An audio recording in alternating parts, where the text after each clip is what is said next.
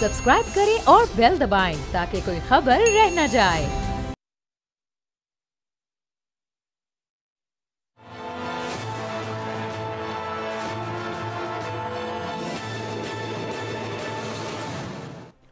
अस्सलाम वालेकुम, मैं बाब जहांगीर। आप देख रहे हैं प्रोग्राम तजिया। इस वक्त जो हम सियासी हालात देख रहे हैं, सारी सियासी जमातें इलेक्शन की डेट आने के बाद खासी मुतारिक हो चुकी हैं। नून लीग को हम देख रहे हैं, पहले सिंध आई, अब बलूचिस्तान में इस वक्त मियां नवाज शरीफ मौजूद हैं और बहुत तेज़ी के साथ उनके इत्तेहाद बनाने का सिलसिला जारी है।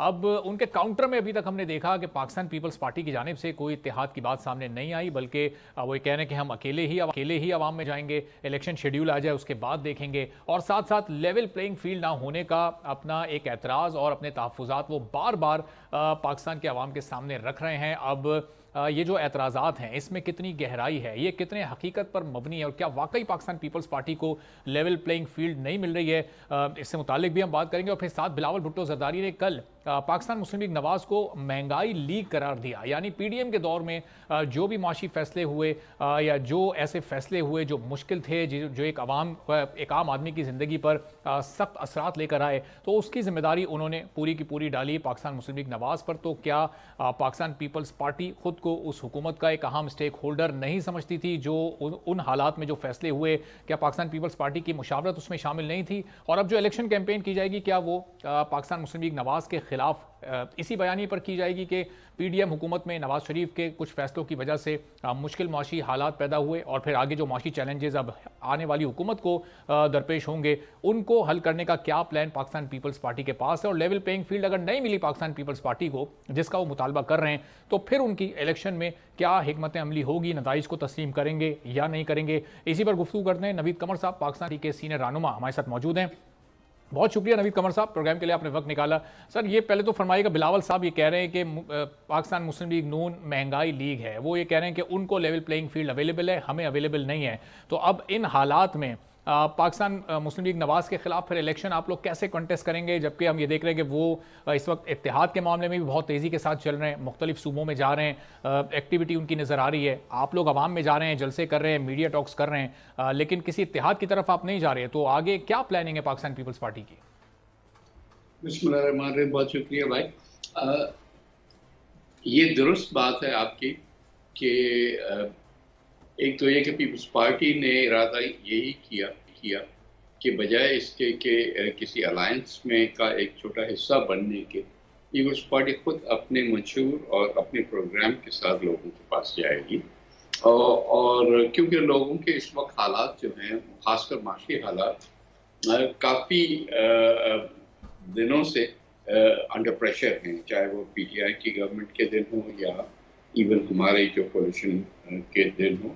खासकर जो महंगाई और बेरोजगारी वाले दो फैक्टर्स हैं वो काफ़ी सामने आए और वो अभी तक कंटिन्यू एक हद तक कर रहे हैं। तो लोगों के जब तक के क़ुव्वत ख़रीद बेहतर नहीं होगी, लोगों के जेब में पैसा जब तक नहीं आएगा, तब तक ये हालात ठीक नहीं होंगे। बदकिस्मती से जो IMF प्रोग्राम है उसका भी जो है पूरा महवर इसी तरफ है, जो कि महंगाई को भी ऊपर रखता है और मुल्क में इकोनॉमिक ग्रोथ और बाकी किस्म की जो ग्रोथ्स हैं वो उनको फरोग नहीं देता। तो उस लिहाज से पीपल्स पार्टी ने समझा है कि हम अपना प्रोग्राम जब देंगे तो उसमें इन बातों की निशानदेही करते हुए वो प्रोग्राम देंगे और फिर लोगों को फैसला करने दें कि वो कौन से प्रोग्राम को ज़्यादा जो है बेहतर समझते हैं, उसके मुताबिक वो वोट दें।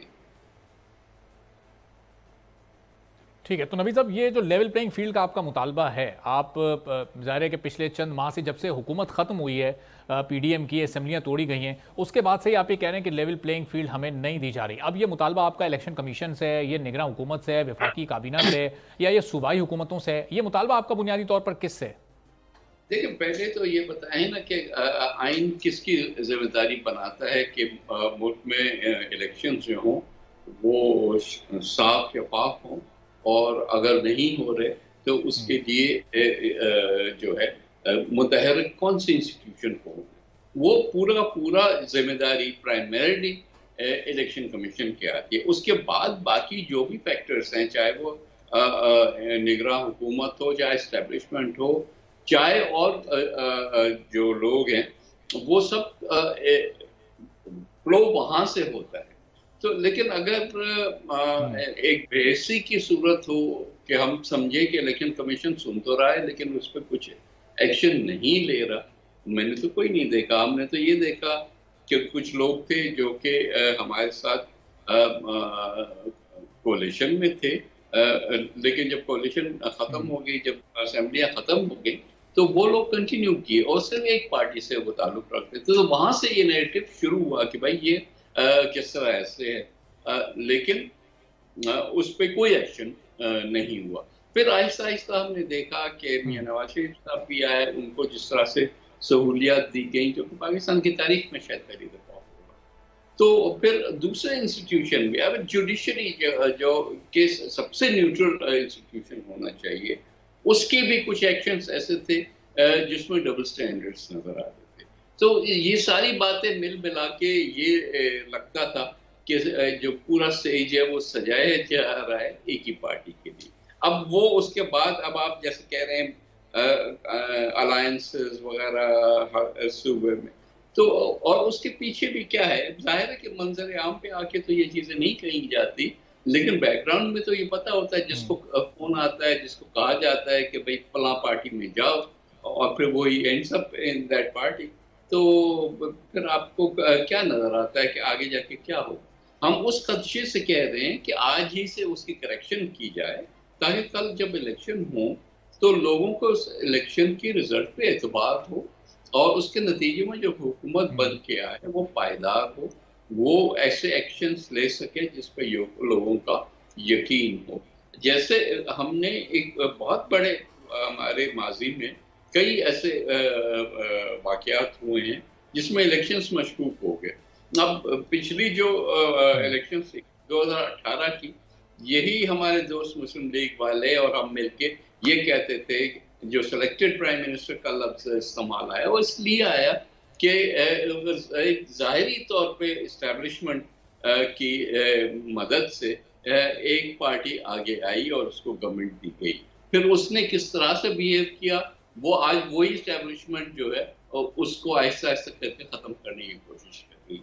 तो शुरू से ही तो नबी कमर साहब जी शुरू से नबी कमर साहब, इस पर काउंटर आर्गूमेंट ये आता है कि ये पाकिस्तान पीपल्स पार्टी और पाकिस्तान तहरीक इंसाफ, ज़ाहिर दोनों के हालात इस वक्त मुख्तलिफ हैं, तो इनके अलावा तो और कोई जमात इस पर एतराज़ ही नहीं कर रही है। और कल आप एहसन इकबाल साहब की भी अगर गुफ्तगू सुने, एक टीवी चैनल को उन्होंने इंटरव्यू दिया, तो वहाँ उन्होंने कहा कि जो काम हम करोड़ों अरबों रुपए खर्च करके नहीं कर सकते थे, वो पाकिस्तान पीपल्स पार्टी वाले और पाकिस्तान तहरीक इंसाफ वाले आवाम में जाकर ये बताकर कर रहे हैं कि आने वाला दौर अब वो नून लीग का है, और आप भी ये कह रहे हैं कि स्टेज सजाया जा रहा है। तो ये क्या आपको ऐसा लग रहा है कि अब अगली हुकूमत नून लीग की बनने जा रही है? पहली चीज तो ये कि ये जरूर खुश हों इस बात से कि लोग कह रहे हैं, और लोग सिर्फ ये दो पार्टीज नहीं कह रही, पब्लिक एट लार्ज कह रही है कि वो सहूलियात इनको दी जा रही हैं जो कि दूसरी पार्टीज को नहीं मिल रही। अब उससे दो तासुर मिलते हैं। एक चंद लोग जो हैं, जो मफाद परस्त होते हैं, वो तो इस चीज को फॉलो करते हैं, कल हुकूमत किसकी आनी है, आज से हम उनको ज्वाइन कर लें ताकि हमारी भी इस बंदर बांट में हिस्सा हो। कुछ लेकिन बाय एंड लार्ज जो पब्लिक है, जो वोटर है, वो समझता है कि ये मेरा हक है कि मैं किसको वोट दूं और वो जो है उसको हुकूमत मिले, बजाय इसके कि एस्टेब्लिशमेंट या कोई और बैठ के ये फैसला करे कि इस दफा इसकी हुकूमत आए। तो उस पर उनका रिएक्शन बहुत स्ट्रांग होता है, आपको भी पता है कि फिर पब्लिक जब नाराज होके अपना डिस्प्ले करती है तो उसके अपने रिपरकशंस होते हैं, जो कि सिर्फ हुकूमत या इलेक्शन या पार्टी के दायरे में नहीं रहते, लेकिन उसकी वाइडर इम्प्लिकेशंस होती हैं, और उन चीज़ों को हम हर सूरत में अवॉइड करें क्योंकि वो पाकिस्तान के लिए बेहतर नहीं। तो नवीद साहब, ये जो बयानिए की तब्दीली है इस वक्त मुस्लिम लीग नवाज़ की, पहले उनका बयानिया था वोट को इज्जत दो, और अब उनका बयानिया है कि पाकिस्तान की मईशत को संभालना है, मियां नवाज शरीफ उस मईशत को संभालने आए। तो ये ज़ाहिर है कि मईशत भी इस वक्त पाकिस्तान के लिए एक बड़ा चैलेंज है। तो उनके इस नए बयानिए के साथ पाकिस्तान पीपल्स पार्टी उनके साथ नहीं है, चूँकि पिछले बयानिए पर तो आप लोग एक साथ थे, वोट को इज्जत दो में आपने सपोर्ट किया, हिमायत की है नून लीग की। देखिए, हम तो आज भी वोट को इज्जत दो वाली बात कर रहे हैं ना, तो बयानियत तब्दील वहां पे हुआ है।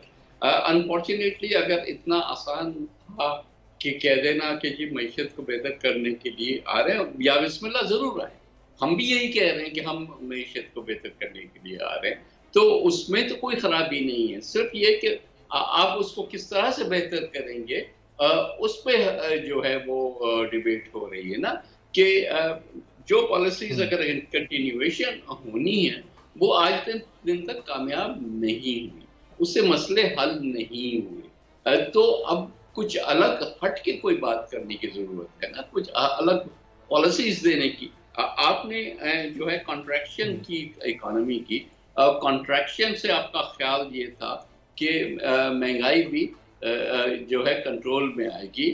दरअसल ऐसा नहीं हुआ। आपने देखा कि महंगाई कंट्रोल में अभी तक नहीं आ रही। उसमें जिस तरफ आपको ध्यान देना चाहिए था, आपको सप्लाई साइड को ठीक करना था, आपने अपने मसलन जो प्रोड्यूसर्स हैं, चाहे एग्रीकल्चर हो चाहे इंडस्ट्री हो, उनको आपने जो ज्यादा इंसेंटिवाइज करना था कि वो फसलें जो हैं यहाँ उगाएं, ताकि हमें बाहर से न मंगानी पड़े वो चीजें। अगर बाहर से नहीं मंगाते तो ज़र मुबादला की हमें वो जरूरत नहीं होती, और हम अपनी जो जितनी इनकम है, चाहे एक्सपोर्ट से हो चाहे रेमिटेंसेस से हो, उसी के अंदर रहते हुए, बजाय इसके कि बार बार हम जो है कर्जा लेने के लिए दुनिया की तरफ देखें, हम अपने चीजों पे रिलाय करें। वही पीपल्स पार्टी का डायरेक्शन है, वही आर्ग्यूमेंट हमारी होती थी इवन पोजीशन में भी, और आज भी और कल भी। तो नवीद साहब आपको क्या लगता है कि नून लीग तो अब ये काउंटर आर्गुमेंट देती है कि वोट को इज्जत दो का जो नारा था वो तो एक तरह से पूरा हो गया, जब स्टैब्लिशमेंट आकर ऑफिशियली कहती है कि हम अब मुदाखलत नहीं करेंगे सियासी निज़ाम में और हमारा सियासत से कोई लेना देना नहीं है। फिर जब सुप्रीम कोर्ट का practice and procedure full court वाला बनकर और वो फैसला जब सामने आता है, पार्लियामेंट की इज्जत और एहतराम से मुतालिक बात की जाती है, तो वो नून लीग तो कहती है यही तो हमारा बयानिया था, वोट को तो इज्जत मिल चुकी है, वो मामला निमट चुका है, अब हम मईशत की बेहतरी के लिए आगे जा रहे हैं। तो आपकी नज़र में ये वोट को इज्जत नहीं मिली अभी? भाई, एक तो first of all one is not an alternate to the other, कि जब या जमहूरियत हो या मईशत हो, ये आर्ग्यूमेंट कोई नहीं होगा, और ना ही ये आर्ग्यूमेंट कोई है क्या इसके बाद से। अब क्योंकि मियां नवाज शरीफ के फेवर में चीजें की जा रही हैं, तो वो वोट को खुद ब खुद इज्जत मिल गई, और किसी और के लिए अगर यही चीज होती तो वो नहीं मिली। ये तो नहीं है ना हमारे यहाँ। अनफॉर्चुनेटली हमारी जमहूरियत जो है अभी भी बहुत कमजोर उस पे खड़ी है, पिलर्स पे, और उसको मजीद इस्तेहकाम देने की जरूरत है। वो तब मिलेगा जब हर एक को लगेगा कि उनके लिए जो है मैदान साफ है, और जितनी जितनी स्ट्रेंथ है, ये नहीं कहते कि ए या बी या सी पार्टी को आना चाहिए, हम कहते हैं कि जिसकी जितनी स्ट्रेंथ है उसको उतना आना चाहिए। वही है, उसकी का मतलब होता है वोट को इज्जत दो। अब कह देना कि एस्टेब्लिशमेंट हमारे साथ खड़ी है तो इसलिए हमें वोट की इज्जत की जरूरत नहीं है, हमें खुद ब खुद लाया जाएगा, फिर तो ये तो इमरान खान साहब का बयानिया था ना कि मैं और फौज एक पेज पे हैं। वो पेज करते करते पता नहीं हम कहाँ पहुंच गए। तो वो ना करें। एक जेन्युइन पार्टी है मुस्लिम लीग, बहुत पुरानी पार्टी है, बहुत सारे, ठीक है, एक जमाने में उनको जरूर जनरल ज़िया-उल हक के जमाने में एक बूस्ट मिला था, लेकिन उसके बाद वो स्टैब्लिश हुए। अब उन जो है बेसाखियों के बगैर उन टांगों पे खड़े हों जहां लोगों ने वाकई इनको सपोर्ट किया, और वो उस सपोर्ट की बेसिस पे मियां नवाज शरीफ साहब जो हैं फिर दोबारा से प्राइम मिनिस्टर बने। सो आज उनको जरूरत नहीं है इन चीजों की, जिसकी वजह से सारा का सारा बयानिया जो है वो चेंज। तो नवी साहब, इसका मतलब कि आपका जो मौक़िफ़ है उसका मतलब ये कि जो इस वक्त अलायंसेस हो रहे हैं, एमक्यूएम का अलायंस नून लीग के साथ, अभी बलूचिस्तान अवामी का अलायंस कर सकती है कुछ देर में या अगले एक आध दिन में, इसकी भी खबर आ सकती है, तो ये अज खुद ये लोग खुद से अपना सियासी फ़ायदा देखते हुए इस वक्त नून लीग के साथ मिल रहे हैं और इंतखाबी इत्तेहाद बना रहे हैं, या फिर ये भी कोई इशारा, कोई सिग्नल, या उनको कहा जा रहा है कि आप जी चूंकि वो हवाओं का रुख देख रहे हैं तो हवाओं के रुख पर वो इस वक्त नून लीग के साथ मिल रहे हैं? इस पर क्या मौक़िफ़ है पीपल्स पार्टी का? क्या ख्याल है कि यही पार्टियां जो थी इमरान खान साहब की स्ट्रॉन्ग एलाइज थी, और उनको खान साहब की किसी भी पॉलिसी में कोई गलती नजर नहीं आती थी। ऑल ऑफ अ सडन सब चीजें जो है अब नवाज लीग के लिए अब जो है उनको नजर आ रही है। तो भाई ये तो अब सियासत पे आप भी गहरी नजर रखते हैं, आपके जो व्यूअर्स हैं वो भी देखते हैं कि ये इतने बच्चे तो अब नहीं रहे ना लोग के उनको ना समझ में आए कि क्या हो रहा है। तो नवी साहब, अब ये जब जिस तरह सिंध में इत्तेहाद बना है एमक्यूएम और नून लीग का, तो जाहिर है सिंध तो पीपल्स पार्टी का एक मजबूत गढ़ है अंदरूनी सिंध, खासतौर पर शहरी इलाकों में पाकिस्तान पीपल्स पार्टी ने पिछले दिनों बेहतर उसकी इलेक्शन की हद तक परफॉर्मेंस रही है। तो वहाँ पर तो एक डेंट पड़ सकता है आपको जब ये अर्बन सिंध में एमक्यूएम भी नून लीग के साथ शामिल हो जाएगी, और फिर अंदरूनी सिंध आप चले जाएँ तो जेयूआई भी साथ मौजूद है। तो एक मजबूत अलायंस सिंध में आप लोगों के खिलाफ नजर आ रहा है। देखिए ये सॉरी, जब से ये सारी बातें शुरू हुई बार बार हमें ये कहना पड़ता है कि भाई मुझे तो कोई ऐसा इलेक्शन याद नहीं है जब ये सारी पार्टियां इकट्ठे होकर पीपल्स पार्टी के खिलाफ नहीं लड़ती थी। मैंने तो हर इलेक्शन में हमेशा ये देखा है सिंध में कि it's People's Party versus the rest of the parties, चाहे वो जिस लेबल लगा के, और सॉरी टू से लेकिन जो कैंडिडेट्स होते हैं वो वही होते हैं, लोग वही नाम आप देखेंगे किसे पिटे। आप एक दिन वो इलेक्शन की जो रिजल्ट बुक आती है ना, हर साल आती है, फिर कंपाइल होती है, आप देखें कि नाम वही रिपीट हो रहे हैं पीपल्स पार्टी के सामने, लेकिन पार्टी हर दफे डिफरेंट होती है, हर दफे एक नई पार्टी होती है, जो फ्लेवर ऑफ द मंथ होता है उसके मुताबिक वो लेबल लगा देते हैं, लेकिन हर दफा रिजल्ट वही आता है कि वो हार जाते हैं। सो आप किसी भी लेबल के साथ आए, जितने भी लगाएं, आखिर में क्या होना है? आखिर में यही होना है ना जो रिजल्ट पिछली दफा भी आया था, उससे पिछली बार, बल्कि इस दफा हमारी इंशाल्लाह उम्मीद है कि हम उससे भी बेहतर करेंगे। सही, लेकिन नवी साहब ये ग्राउंड रियलिटी है और जाहिर है कि हालात को हकीकत पसंदी से देखना बड़ी अच्छी बात होती है, खासतौर पर सियासत में। तो इस वक्त पंजाब में पीपल्स पार्टी की वो पोजीशन तो नहीं है जो माजी में 15-20 साल पहले हुआ करती थी। तो वहाँ पर आप लोग कोई इत्तेहाद बनाने का सोच रहे हैं? अब वहाँ पर जाहिर है जो नून लीग के खिलाफ जमातें मौजूद हैं, उसमें पाकिस्तान तहरीक इंसाफ है, उसमें इस्तेहकाम पाकिस्तान पार्टी है, तो इनमें से किसी जमात के साथ पाकिस्तान पीपल्स पार्टी का कोई अलायंस बन सकता है? कोई बैकडोर राब्ते हो रहे हैं? आने वाली स्ट्रेटेजी में ये नुक्ते शामिल हैं? देखो, पहली चीज तो ये कि मैंने जैसे कहा कि हम अलायंसेस में इस स्टेज पे नहीं जाएंगे, अलायंसेस जो भी बनेंगे वो पोस्ट इलेक्शन से बनेंगे। दूसरी चीज ये कि पीटीआई जिस माहौल में इस वक्त है, ना उन्होंने पहले को भी जहमत की है किसी और के साथ बात करने की, और ना ही इस वक्त दूसरी पार्टियां भी उस माहौल में पीटीआई के साथ बैठ के कोई प्री इलेक्शन अलायंस करने के उस सूरत में है। सो ये तो मेरा ख्याल है काफी हद तक कम रूल आउट कर सकते हैं कि प्री इलेक्शन अलायंस तो नहीं होगा। बाद में क्या होता है, पार्लियामेंट में जाने के बाद कौन गवर्नमेंट में जाता है, कौन ऑपोजिशन में जाता है, उसके बाद देखते हैं कि किस तरह से ये हालात आगे बढ़ेंगे, लेकिन इस स्टेज पे नहीं। बाकी जो आपने जिन पार्टियों की बात की जो कि अनफॉर्चुनेटली हमने वही टेस्ट ट्यूब बेबीज क्रिएट करने की कोशिश की है, तो वो तो वहीं जाएंगे जहां एस्टेब्लिशमेंट उनको इशारा करेगी, तो उनसे तो क्या आप बैठ के अलायंसेस करेंगे होगा। और पीटीआई से सर, पीटीआई के साथ नहीं, पीटीआई की तो मैंने बात की कि नहीं, स्टेज पे नहीं हो सकती उनसे बात। एक तो उनकी अपनी क्लैरिटी नहीं है कि खान साहब का क्या रोल था 9 मई के वाकयात में, कौन कौन लोग उसमें मुलव्वस हैं, कौन कौन लोग उसके नतीजे में मैदान से साफ हो जाएंगे। उसके बाद क्या बचता है क्या नहीं बचता, वो उस वक्त की बातें देखते हैं, क्योंकि हम ये मौका जरूर रखते हैं कि पीटीआई को एज अ पार्टी बैन ना किया जाए, पीटीआई को फील्ड में रहने दिया जाए, पीटीआई के उन लोगों को चाहे आप भी जो एज पर लॉ एक्शन हो जो कोटिंग करें, लेकिन जो लोग मुलविस नहीं थे और जो लोग जनरली उनके सपोर्टर्स से उनको तो ना कोर्स किया जाए कि वो ए या बी या सी पार्टी में।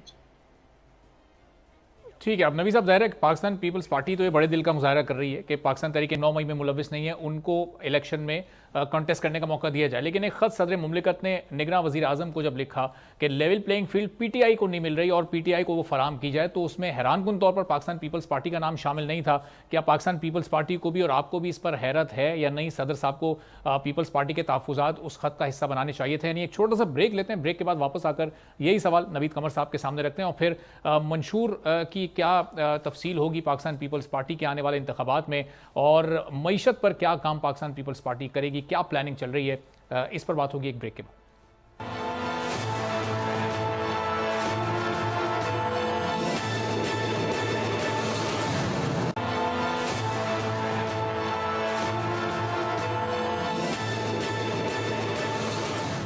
प्रोग्राम में फिर आपको खुशामदीद कहेंगे। पाकिस्तान पीपल्स पार्टी और पाकिस्तान तहरीक इंसाफ, ये दो जमातें हैं जो कि इस वक्त ये तहफ़्फ़ुज़ात का इजहार कर रही हैं कि आने वाले इंतखाबात में उनको लेवल प्लेइंग फील्ड नहीं मिल रही। अभी इंतखाबी मुहिम चलनी है, इलेक्शन का फाइनल शेड्यूल आना है। कुछ ही दिन पहले अभी सदर मुमलिकत आरिफ अलवी साहब ने एक ख़त लिखा निगरान वज़ीर आज़म को, जिसमें उन्होंने कहा कि पाकिस्तान तहरीक इंसाफ को लेवल प्लेइंग फील्ड दी जाए, उन्हें भी इलेक्शन लड़ने के उसी तरह से मौक़े मिलने चाहिए जिस तरह दूसरी तमाम जमातों को मिल रहे हैं। तो नवीद कमर साहब, उस खत में सदर मुमलिकत ने पाकिस्तान पीपल्स पार्टी के तहफ़्फ़ुज़ात नहीं शामिल किए। क्या आप लोगों ने अपने तौर पर ये अपने तहफ़्फ़ुज़ात सदर मुमलिकत तक पहुँचाए थे? निगरान हुकूमत तक आप पहुँचा रहे हैं, इलेक्शन कमीशन तक ये पहुँचे, और सदर साहब के ख़त पर आपको हैरत हुई कि सिर्फ पीटीआई का तो उन्होंने जिक्र किया, पीपल्स पार्टी के भी तहफ़्फ़ुज़ात शामिल कर लेते तो शायद थोड़ी न्यूट्रलिटी साबित हो जाती उनकी।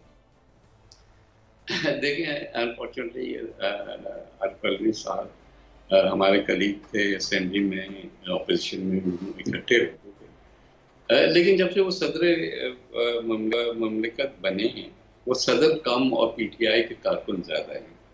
उन्होंने जो भी एक्शंस किए वो इमरान खान साहब को खुश करने के लिए किए, उससे आगे नहीं। ना फेडरेशन के वो सिंबल हो के आगे बढ़े हैं, ना उन्होंने वो कभी ओथ नहीं लेना, कभी जो पार्लियामेंट जिस बिल को जो है वो बड़ी अक्सरियत से पास करके भेजे, उस पर दस्तखत ना करना, गुम कर देना, इस किस्म की कई चीजें हैं ना जो कि उनके मनसब से मैच नहीं करती। और वो सारी चीजें सिर्फ एक ही ऑब्जेक्टिव के लिए होती थी कि कहीं खान साहब जो है वो नाराज ना हो जाएं, उन्होंने मुझे यहाँ कुर्सी पे बिठाया तो मैं उनको राजी करता रहूं। ये कोई मुल्क का सरबरा इस तरह से नहीं करता। तो जब इन्होंने ये खत लिखा तो इस पर तो कोई हमें हैरत नहीं हुई कि वो सिर्फ पीटीआई की बात करेंगे, कि वो सिर्फ खान साहब को ही नजर में रख के ये खत लिख रहे थे, और इस वजह से उस खत का कोई असर भी नहीं होगा और ना ही पीटीआई को कोई फायदा होगा उससे। तो नबी साहब, इस तरह का कोई ख़त या कोई राब्ता निगरान हुकूमत से, निगरान वज़ीर आज़म से पाकिस्तान पीपल्स पार्टी ने करने की कोशिश की, अपने तहफ़्फ़ुज़ात निगरान हुकूमत के सामने रखने की कोशिश की? देखिए, नहीं, निगरान हुकूमत जैसे मैंने कहा कि उस पोजीशन में नहीं है कि कोई फैसले कर सके ना। हमने तो पब्लिकली रेज किए हैं ये इश्यूज। एक तो अपील अवाम को करते हैं और दूसरा इलेक्शन कमीशन जिनका ये काम है उनको कहते हैं कि भाई आपको इंटरवीन करना चाहिए, क्योंकि ये सारी चीज़ें जो भी हो रही हैं वो आपके दायरे अख्तियार में आती हैं और किसी के अख्तियार में नहीं आती। हम और इंस्टीट्यूशंस को क्यों इसमें इन्वोक करें? हम बार बार जैसे और सियासी पार्टियां कभी कभी करती हैं कि कोर्टों को जाके वो पुकारती हैं कि जी आए आप हमारी मदद करें। सियासत हमेशा सियासी मैदानों में की जाती है, पार्लियामेंट में की जाती है या फिर पब्लिक में की जाती है, और इंस्टीट्यूशन से कहने का क्या फायदा।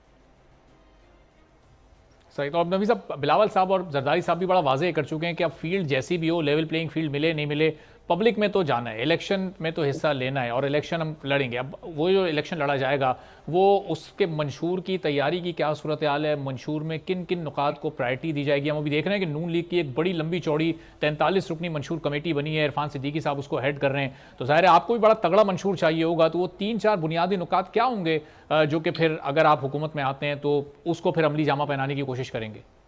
देखिए, स्टिल इन द वर्क्स, लेकिन जैसे मैंने कहा उसका थीम यही होगा कि लोगों की माशी हालत कैसे बेहतर की जाए, लोगों की कुव्वत खरीद कैसे बढ़ाई जाए, लोगों की जेब में कैसे पैसा डाला जाए, बचत के जरिए या ज्यादा आमदनी करने के जरिए। तो वो मंशूर आपके सामने जब आएगा तो मुख्तलिफ व हटके होगा जो आम रवायती मंशूर आते हैं। क्योंकि आप 100 लोगों को बिठा दें या कितने भी लोगों को, अगर हमने वो रूटीन वाले मैनिफेस्टोस देने हैं तो वो पब्लिक को अट्रैक्ट नहीं करते। फिर पब्लिक आपके बयानिए पे ज्यादा जाती है, आपकी जो पॉलिसी है उस पर इतना ज्यादा उनका ध्यान नहीं होता। लेकिन आपको सीधा सीधा चीजें जो हैं पब्लिक के सामने लेके आनी पड़ती हैं जो कि उनकी इमेजिनेशन को भी जो है वो उजागर कर सकें और उनको लगे कि हाँ ये बाकी सही कह रहे हैं। हम वो बातें नहीं करते कि जैसे लोग कहते थे कि जी हम 1 करोड़ नौकरियां देंगे और 10 लाख घर बना देंगे। पर इस किस्म की चीजें पाए द स्काई करने का फायदा नहीं होता। क्रेडिबल हो, करने जैसी हो। हमने माजी में भी देखा है कि एक चीज थी कि हमने कहा कि भाई जो सबसे गरीब है उसको मदद करो, बजाय इसके कि आप सब्सिडीज जो हैं बड़े बड़े लोगों को, इंडस्ट्रीज को दो, आप उन लोगों की को जो है डायरेक्ट दो। BSP प्रोग्राम हमारे मंशूर से निकला और ट्रांसलेट हुआ इस हद तक कि आज भी दुनिया के बेहतरीन प्रोग्राम्स में वो समझा जाता है। तो इसी तरह के और भी चीजें हम मैनिफेस्टो में इसीलिए डालेंगे ताकि उसको फौरी तौर पे जो है अमल दरामद किया जा सके और लोगों को उसका डायरेक्ट भी पाए। लेकिन नबी साहब, 1.5 साल पहले जब ये अदम एतमाद लाई गई पाकिस्तान तहरीक इंसाफ की हुकूमत के खिलाफ, तो उससे पहले भी हम PDM की तमाम जमातों के और पाकिस्तान पीपल्स पार्टी की ज़बानी भी सुनते थे कि महंगाई बहुत हो चुकी है, एक आम आदमी की ज़िंदगी इस वक्त बहुत सफ़र कर रही है, मईशत बहुत बदहाल हो चुकी है और पाकिस्तान तहरीक इंसाफ की हुकूमत को इसलिए हम हटा रहे हैं कि मुल्क को डिफ़ॉल्ट होने से बचाया जा सके। मुल्क डिफ़ॉल्ट होने से तो बच गया, लेकिन उस 1.5 साल में जो मुआशी बम एक आम आदमी पर गिरा है, अब उसको कैसे रिवर्स किया जाएगा? क्योंकि IMF के प्रोग्राम में तो हम अभी भी होंगे, वो मुश्किल फैसले तो आने वाली हुकूमत, वो आपकी हो या मुस्लिम लीग नवाज की हो या जिस पार्टी की भी हो, उसको तो वो फैसले फिर भी लेने पड़ेंगे। तो फिर एक आम आदमी की हालत को कैसे बेहतर किया जाएगा उस प्रोग्राम में रहते हुए? जरूरी ये नहीं है कि आप प्रोग्राम में हैं। प्रोग्राम एक तो आपका कोशिश होनी चाहिए कि जल्द से जल्द प्रोग्राम को तकमील करके और उससे आगे बढ़ा जाए। हम जो गलती हुई इस वक्त कोलिशन गवर्नमेंट से हुई वो ये थी कि हम जैसे मैंने कहा कि हम जब कॉन्ट्रैक्शन की पॉलिसी पे जाते हैं, हम जब इस पॉलिसी पे जाते हैं कि मईशत को सुकड़ने दिया जाए, तो उससे क्या होता है कि आपकी प्रोडक्टिविटी भी नहीं बढ़ती है और लोगों के रोजगार के मौके जो हैं और कम से कम होते जाते हैं, फैक्ट्रियां बंद होती हैं, आपकी जो है ज़रूरी आमदनी वो कम हो जाती है। ये सारी चीज़ें जो हैं इकोनॉमी को आगे नहीं बढ़ाने देती। तो हमको डॉलर्स भी बचाने की ज़रूरत नहीं, डॉलर्स कमाने की ज़रूरत है। हम अपने एक्सपोर्ट्स को बूस्ट करने की ज़रूरत है। हमें वो जो है सरप्लसेस क्रिएट करने हैं उन एरियाज में जहाँ हमारे पास एज है, बजाय इसके हम हर चीज़ को बंद करके और बैठ जाएं, ताला लेके बैठ जाएं। हमें आगे बढ़ना होगा, वही हमारी जो है मईशत को आगे लेके जाएगा और अल्टीमेटली जो महंगाई का जिन है वो तभी कंट्रोल में आएगा जब हमारी अपनी सप्लाईज बढ़ेंगी, अपनी प्रोडक्शन बढ़ेगी और मार्केट में वो चीज़ें जो आएंगी। एक अच्छी चीज़ अभी इंटरिम गवर्नमेंट में हुई है, हालांकि शॉर्ट टर्म की चीज़ है, कि जो स्मगलिंग एक हद तक नासूक बन गया था कि ये अनकंट्रोलेबल जिन है, वो अगर उसी तरह से कंट्रोल होता रहा, जिन इंस्टीट्यूशंस ने अभी जो है हिम्मत करके इनको रोका है वो कंटिन्यू करें जो भी इलेक्टेड गवर्नमेंट हो उसमें, तो उससे ये होगा कि कम से कम हमारी अपनी प्रोडक्शन और प्रोडक्टिविटी जो है जब बढ़ेगी तो मार्केट अपनी में आएगी और उसका बेनिफिट जो है वो हमारे लोगों। तो नबी साहब, ये तो वो लॉन्ग टर्म स्टेप्स हैं, जाहिर है जिसके लिए हुकूमत को टाइम चाहिए होता है, लेकिन पब्लिक जो डिमांड करती है, एक्सपेक्ट करती है, वो शॉर्ट टर्म स्टेप्स की करती है। मसलन अगर आपको पेट्रोल सस्ता करना है, वो आप लेवी तो नहीं कम कर सकते और आलमी मार्केट में प्राइस नीचे नहीं जाती तो वो नीचे नहीं जाएगा। बिजली पर आप सब्सिडी नहीं दे सकते, जो IMF की शराइत हैं उसके मुताबिक आपको बिजली और गैस की कीमतों में वो एक तवाज़ुन रखना है। तो ये जो शॉर्ट टर्म रिलीफ है पब्लिक को, वो फिर कब मिल सकेगा? 8 फरवरी को इंतखाबात होंगे, तो वो उसके 2 महीने बाद, 3 माह बाद, 6 माह बाद लोग कब तक उम्मीद रखें कि आने वाली हुकूमत के पास ये मार्जिन होगा उन्हें रिलीफ देने का? मेरे भाई कोई मानवसरवा नहीं है जो कि आसमान से उतर रहे हैं। ये तो अगर हम इस किस्म की बात है ना, फिर तो ये गिमिक्री हुई। कि हम कहेंगे कि जी कल से जो है वो हम 70 की कीमतें वापस लाएंगे। कि ज़माने में इस किस्म के स्लोगन्स भी आए थे, या फलां साल की कीमतें जो हैं वो दोबारा से लाएंगे। ऐसे नहीं होता ना, ये इकॉनमी इस तरह से नहीं चलती। ये तो ठीक है आप के लोगों को 2 दिन के लिए बेवकूफ़ बना दें और फिर आपको सोल्यूशंस हैं, लेकिन सोल्यूशन ऐसा नहीं है कि आप सुबह को नींद से उठेंगे और हर चीज़ जो है बाहर हो जाएगी। तो अगर कोई इस तरह की बात करता है तो लोगों को धोखा दे रहा है।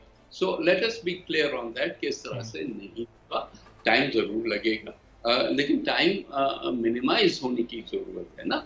टाइम ये नहीं है कि हम कहें कि जब से 10 साल बाद आप आएंगे तो सब ठीक होगा। टाइम ये है कि आपको जो स्टेप्स लेने हैं उन स्टेप्स का जब मार्केट पे उसका इफेक्ट आएगा फिर लोगों को रिलीफ मिलेगा। जी ठीक है, चलें, बहुत बहुत शुक्रिया। नवीद कमर साहब पाकिस्तान पीपल्स पार्टी के सीनियर रहनुमा हमारे साथ मौजूद थे और बड़ी तफसील में अगर पाकिस्तान पीपल्स पार्टी की हुकूमत बनती है तो उसके भी उन्होंने पूरी प्लानिंग बताई कि माशी एतबार से क्या क्या चीज़ें मंशूर का हिस्सा होंगी और किस तरह से शॉर्ट टर्म और लॉन्ग टर्म प्लानिंग होगी, और ज़ाहिर है कि हुकूमत को आवाम तक रिलीफ पहुँचाने में वक्त भी दरकार होगा। एक छोटा सा ब्रेक लेंगे और ब्रेक के बाद जब वापस आएंगे तो अब इस पाकिस्तान की मौजूदा मईशत में आगे कितना मार्जिन एक्सपेंड करने का और पाकिस्तानी आवाम के अच्छे दिन कब शुरू होंगे, माशी एतबार से क्या बेहतरी आ सकती है आने वाले दिनों में, एक ब्रेक के बाद इस पर बात करेंगे।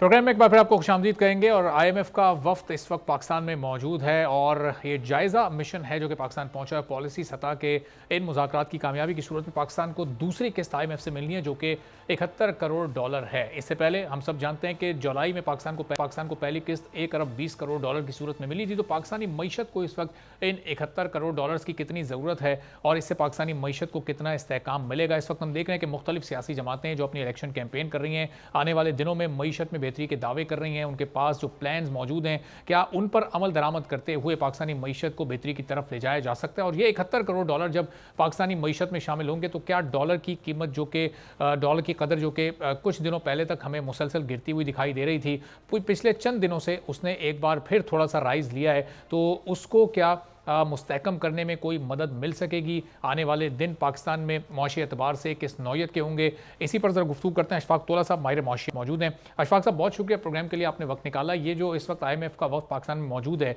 ये उम्मीद यही है कि ज़ाहिर उनके जो भी मुतालबात होंगे, जो भी उनकी सिफारिशात होंगी वो पाकिस्तानी हुकूमत मानेगी। 71 करोड़ डॉलर पाकिस्तान को मिल जाएंगे।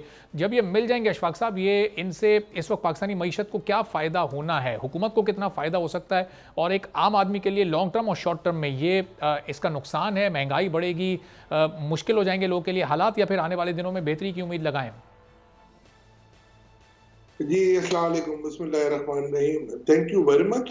देखिए IMF का जो हमने ये स्टैंड बाय अरेंजमेंट लिया था तो उसका मकसद ये था कि फायर फाइटिंग हो सके और जब तक केयर टेकर सेटअप होगा उस वक्त तक आपको ब्रीदिंग स्पेस मिल जाए।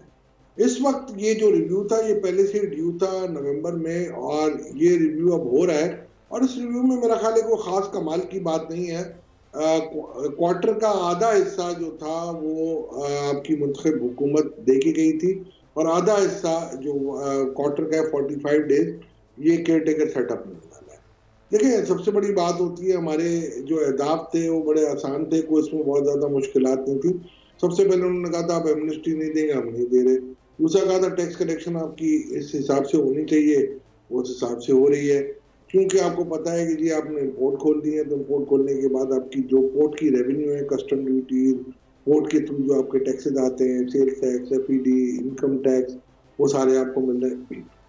दूसरा आपकी पहले भी मैं हमेशा कहा करता था कि जी बायोंसी होती है आपकी डोमेस्टिक इकोनॉमी में और आपने देखा होगा कि आपकी जो कंपनीज हैं उनके रिजल्ट्स फिनोमिनली एक्स्ट्राऑर्डिनरीली बहुत अच्छे आ रहे हैं। तो उस वजह से मेरा ख्याल है ना पहले हमें कोई प्रॉब्लम था ना कोई प्रॉब्लम है। हाँ, जो हमारा जो सबसे बड़ा प्रॉब्लम था वो ये था एक्सटर्नल फाइनेंसिंग का, जो कि आज भी लम्हा फिक्रिया हमारे लिए बना हुआ है और इसी की वजह से ये डॉलर में उतार चढ़ाव आप देख रहे हैं। देखिए इनका जो अब मेरा ख्याल है जो 2 पॉइंट रह गए हैं वो ये रह गए, एक्सटर्नल फाइनेंसिंग का रह गया और दूसरा इनका सबसे बड़ा मसला है कि एक्सचेंज मेंटेनेंस या मैनेजमेंट का रह गया। अब वो ये चाहते हैं करेंसी मैनेजमेंट दोबारा से आप उसी तरीके से करें जैसे पहले होती थी।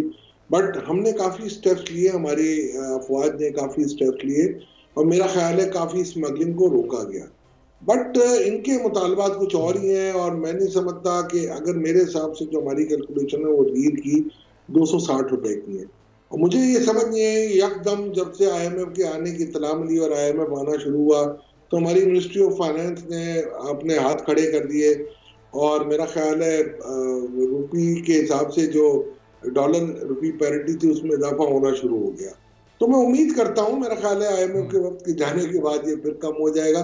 देखिए ऐसा तो नहीं हो सकता ना कि IMF के आते आते मेरा ख्याल है ये जो डॉलर की मार्केट वैल्यू बढ़ गई और रुपी की डिवैल्यूएशन शुरू हो गई और IMF नहीं आ रहा था तो रोज 1 रुपया गिरता था, 307 से आपको 276 पे आपने देख लिया।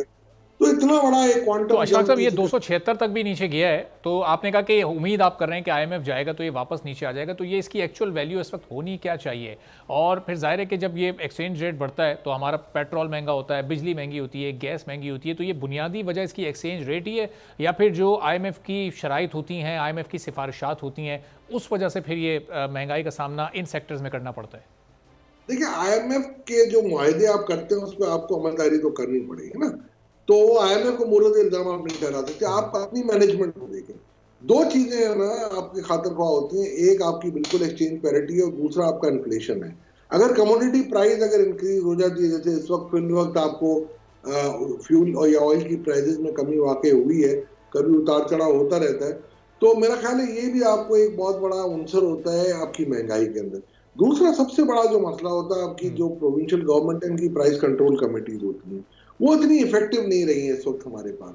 तो मैं ये समझता हूँ कि मेरे हिसाब से जो अगर आपने देखा होगा ब्लूमबर्ग की कैलकुलेशन मई की थी 245 रुपीज की थी। हमने अभी इसको जरा चेक किया और चेंज करने के बाद जो हमारे पास कैलकुलेशन आ रही है वो इस वक्त आ रही है, मेरे पास आ रही है 260 रुपए की, टू बी एग्जैक्ट 250 रुपीज। बस हम इसको +-2% करते हैं बिकॉज के बहुत सारे एजम्पशन हमें लेने पड़ते हैं इसमें। तो मैं ये समझता हूँ स्टेट बैंक, मेरा ख्याल है अगर हमें स्पेकुलेशन को कर्व करना है तो स्टेट बैंक और IMF दोनों के पास ये कैलकुलेशन होती है।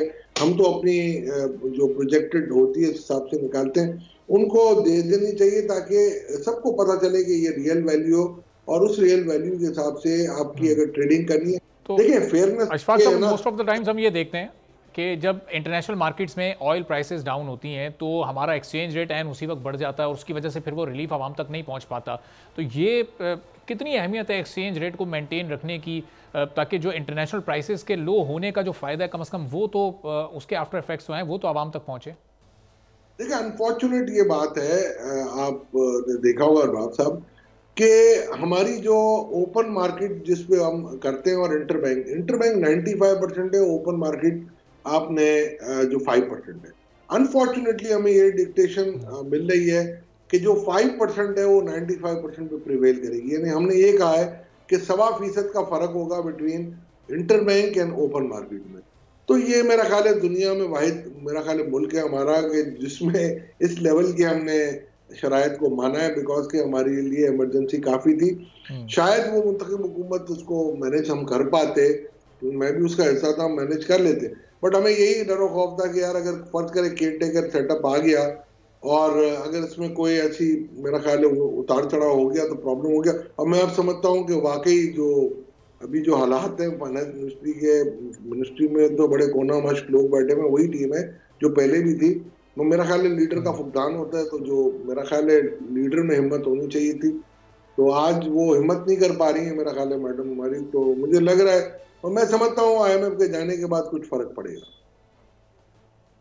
अच्छा, लेकिन अशफाक साहब जाहिर है कि ये इस वक्त जो करंट टीम है ये तो अगले 3 माह ही इसको काम करना है, उसके बाद जब एक मुंतखब हुकूमत आ जाएगी और हमें पता है कि हमारा पॉलिटिकल ट्रैक रिकॉर्ड पाकिस्तान मुस्लिम लीग नवाज़, पीपल्स पार्टी या पाकिस्तान तहरीक इंसाफ, इनमें जिस भी जमात की हुकूमत आती है तो फिर उसके बाद उनकी परफॉर्मेंस तो हमारे सामने है। तो उस हुकूमत के आने के बाद फिर हम कितनी बेहतरी की उम्मीद लगाएं? IMF प्रोग्राम्स तो चलते रहेंगे लेकिन लोगों को महंगाई से बचाना है, रोज़गार के मौके पैदा करने हैं, एक्सपोर्ट्स बढ़ानी है, इसके लिए कोई प्लान और उसका कोई आपके पास लाइन ऑफ एक्शन आपको नज़र आ रहा है इस वक्त सियासी जमातों के पास?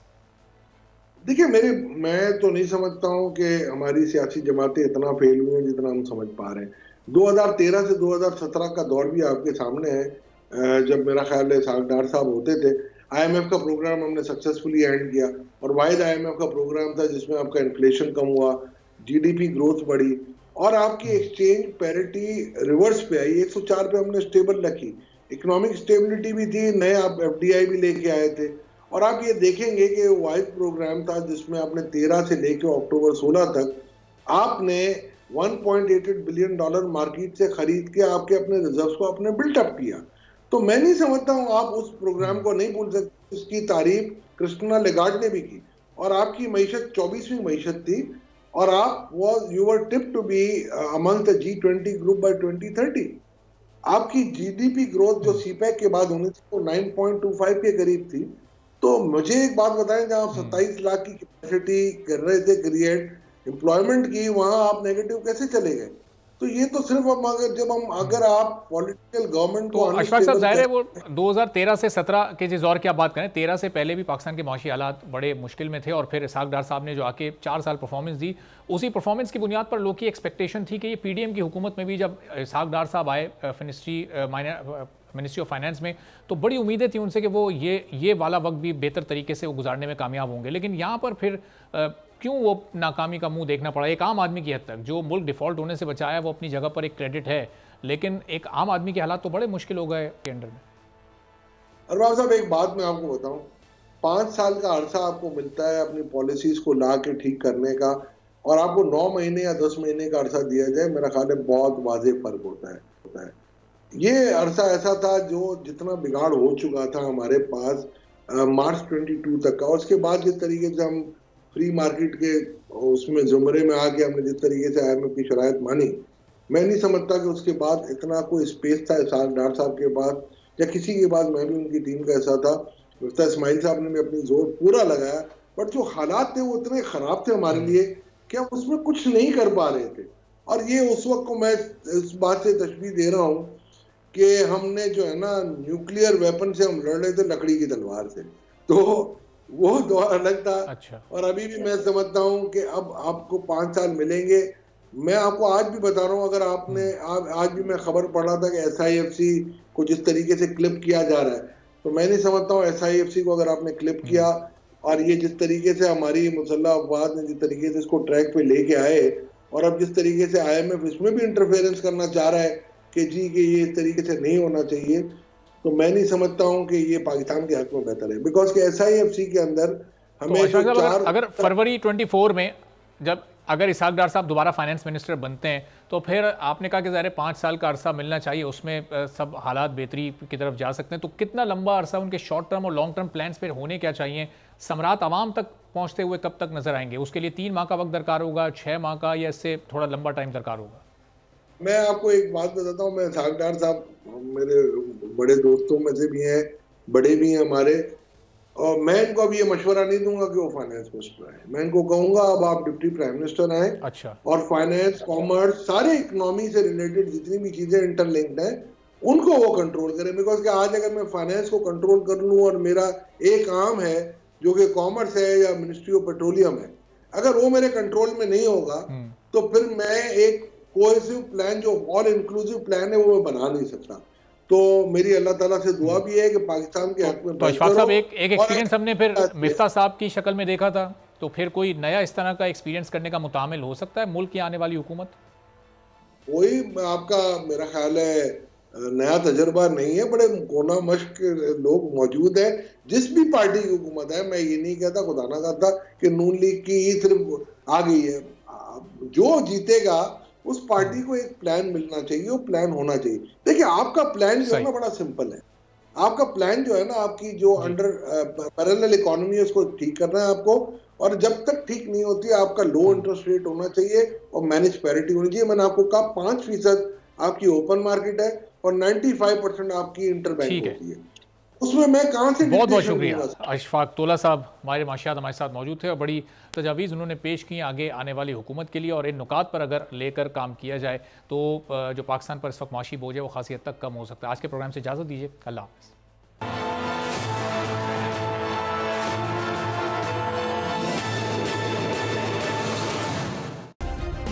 सब्सक्राइब करें और बेल दबाएं ताकि कोई खबर रह न जाए।